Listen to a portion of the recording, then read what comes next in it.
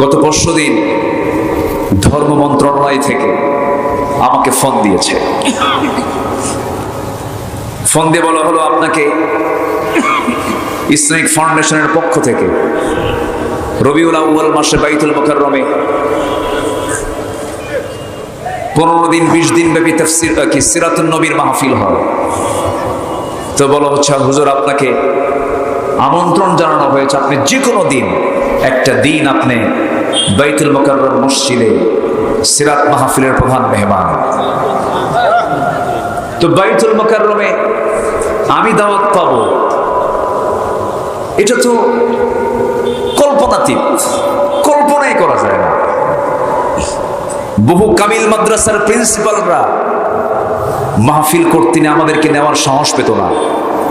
কামিল মাদ্রাসার প্রিন্সিপাল, ওরে বাপরে বাপ, আব্দুল আলামিনকে এই মাহফিল দাওয়াত দিলে আমার চাকরি শেষ।